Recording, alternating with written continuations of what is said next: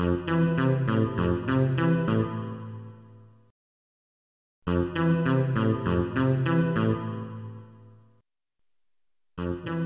well, thank you, everybody. As you can see, the title of my paper has changed slightly. It was called Restructuring Parliamentary Roles, and that was about an article that I've just been published, which looks at parliamentary roles from a theoretical and conceptual perspective. I'm now moving on from that. We're now moving on from that to actually try and apply our framework to analyse parliamentary roles in the House of Commons. And as you can see, I'm working with Caroline and Steve on this project. And so later on with questions, it might be that Caroline or Steve answers them rather than me. So when we talk about parliamentary roles, at least in the UK context, we usually start off, or we pretty much always start off by talking about Donald Searing's work, Westminsters World. And here we can see the typology that Searing developed based on over 500 interviews in the early 1970s. And when we look at parliamentary roles since then, most people start with Searing's work, and not many people go on beyond that. Some people look at how policy advocates or constituency members may have increased in number over the years, but there's only one paper we can find where actually people are testing the validity of Searing's typology in the UK House of Commons, and whether it's still a valid characterisation of the backbench roles in the House of Commons at a later period. And this is not that surprising, because it's obviously a brilliant work. Him and his team did over 500 interviews. It's empirically rich. It's theoretically dense. Strom calls it magisterial, and there's not many pieces of work that you can describe in that way. But in other ways, we might want to question whether or not Searing's typology still holds water today. And that's for three main reasons. One, the world of Westminster is very different today than it was in the early 1970s. So we've got the introduction of the modern day select committee system in 1979.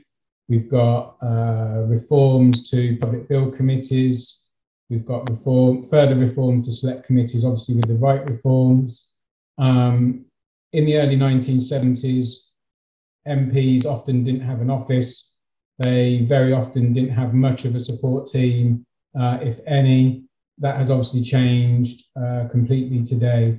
And obviously we've had, the look of the House of Commons is very different today than it was in the 1970s, with the influx of women and MPs from an ethnic minority background. So even if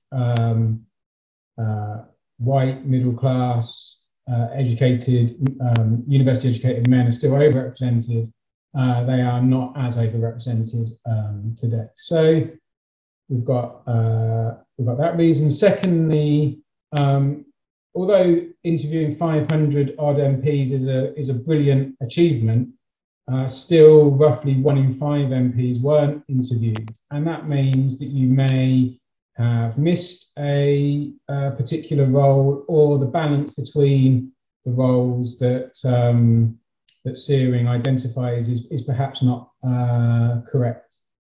And then thirdly, you can identify some conceptual and theoretical issues with Searing's work, which may, at the very least, lead you to want to test the validity of his typology for the House of Commons. So I won't go into too much detail here, but probably the most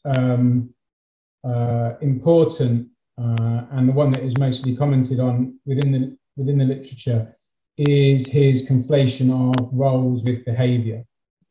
So he offers a tautological understanding of roles, and one which I argue in the Restructuring Parliamentary Roles paper, one that enfeebles our understanding of structures more broadly and roles in particular. So Rosenberg and Blomgren argue in their edited collection on parliamentary roles that studying parliamentary roles might be interesting, but what is important is what it tells us about other things that are going on in Parliament and in society. But if we've got a tautological understanding of roles, if roles do not play a meaningful explanatory role in outcomes, then it's very difficult to move on to that, saying something of importance of other phenomena that Blomgren and Rosenberg talk about. So for all those reasons, we've tried to take a different approach to see whether or not this typology is correct, to test it, to see if it is correct, whether the balance between these particular roles has changed over time, and whether new roles have entered with, for example, the influx of female MPs, especially after 1997, etc., etc.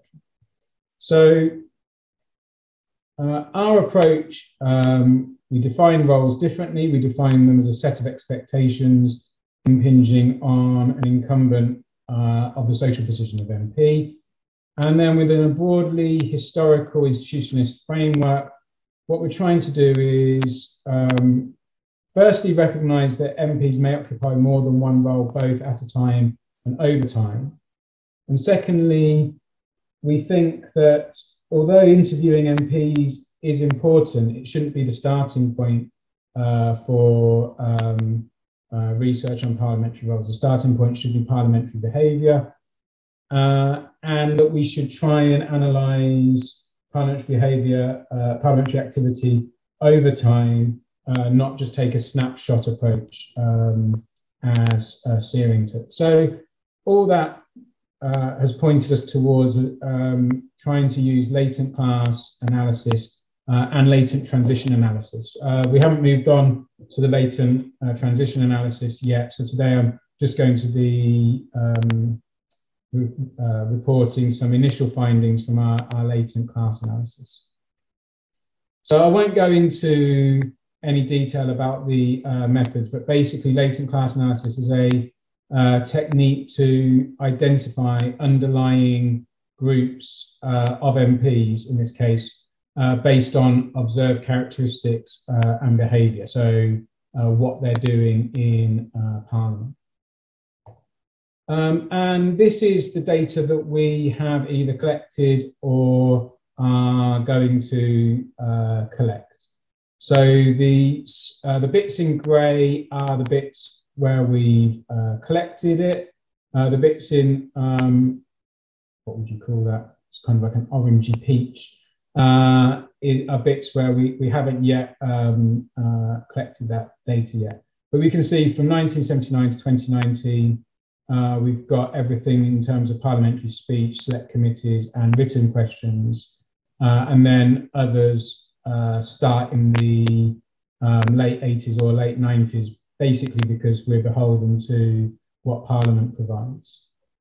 So this is the data we've collected, but this is the data that is currently included in the models. We haven't yet got some of the data in a form where we're able to include it.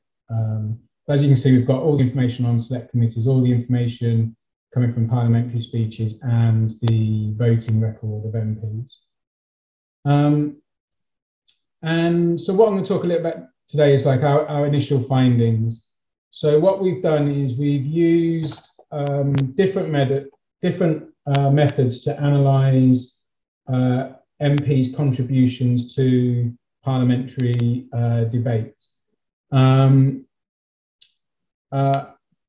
We've used LDA, a kind of topic modelling to analyse the language that is used within parliamentary debate. This has led to an identification of 60 topics, which we then put to different policy areas. And then we've also done it, we've classified each debate by the most senior minister speaking. So in Hansard, a lot of debates are labelled foreign affairs or defence or whatever, but a lot of them aren't. And so what we've done is look to see who's the most senior minister speaking in a particular debate, and then classed it as foreign affairs or whatever on the basis of who the most senior minister speaking is. And then we've calculated a concentration index. So if you have a concentration index of 1, it means that you've only ever spoken on one topic, and close to 0 means that you're spread equally across all topics that we've found. So this is just for defence, using the 2 different approaches that we've used so far. What's quite nice is that the same names kind of appear as most concentrating on defence in both. So Mr. Bonner Pink and Lieutenant Colonel Dick Crawshaw. Just as an aside, Mr. Bonner Pink spoke 8 times from 1979 to 1983 in the House of Commons. All of them were about defence. I thought this might be a problem because surely MPs speak more than 8 times across 4 years, but no, he was an MP for 18 years and only contributed 136 times to Hansard, which is less than 8 a year. Which in itself perhaps shows how Parliament has changed from the 70s to the present day.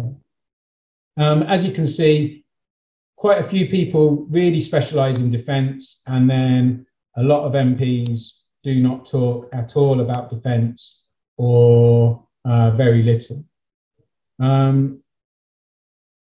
Just to compare the different approaches that we've used and to validate the topic model we've done. So if the debate was led by a defence minister, the topic modelling identifies that 28% of the talk was on a defence topic. And you can see that it does work quite well from this. The reason why it's this low, why it's 28%, 21%, is that a lot of the talk is coded as procedural. And so this is the same for whether it's a defence debate, health debate, whatever. So, you know, 28%, 20% is relatively high once you take out the procedural language. And then what we also did was look at mentions of constituency or a variation or the name of the constituency, and whether an MP talks about a point of order. And so you can see from this that quite a lot of debates, MPs will talk about, on average, will talk about their constituency or constituents. And so the top 10%, for example, of MPs, 45% of the debates they contribute to, they will mention the word constituent, constituents, constituencies. And then with point of order, the top 10% of MPs who mention point of order will raise a point of order nearly 1 in 10 debates that they participate in. And then there's some early evidence that if you're more policy focused, you are less constituency focused. So as you can see, as you move towards the right and MPs talk more about a particular topic, they're less likely to mention constituency in one way or another. And then, as I said, this is a work in progress. We haven't got we haven't got all the information put into it yet, but at the moment, it's suggesting that there's 4 classes. It's not easy to read this graph, read this figure, and you know, it takes me a long time to do it anyway. But basically, these are the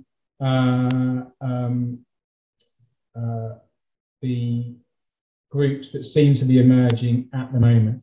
So the first group, what can be called parliamentarian or and specialists. So they tend to be focused in what they're, or more focused in what they're talking about, but they also belong to the domestic administrative, the kind of housekeeping committees within select committees. Group 2 tend to be more senior. They tend to chair select committees.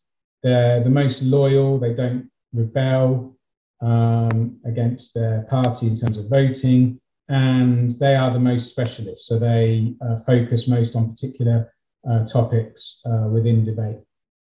Then the other 2 groups are more generalist. You've got senior, independently minded, debate-focused generalists, which is a bit of a mouthful, but they are often chairs of select committees. They're the most rebellious in terms of their voting record.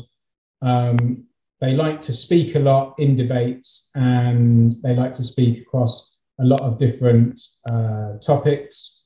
They're also the group who raise the most points of order within debates. And then the 4th one, constituency-focused generalists. So they talk a lot about their constituencies, and they talk across a lot of different policy areas, and they're the least likely to raise points of order. It may well be that these are people who either have not got much experience in Parliament, so they're relative newcomers, or they didn't last very long in Parliament, so they weren't able to specialise in some way or become committee chairs, but we don't yet know. So the plan is to input the rest of the data that we found, and then move on to try and, once we've identified the classes, to try and explain them by looking at the backgrounds of MPs, constituency level data, and information about Parliament.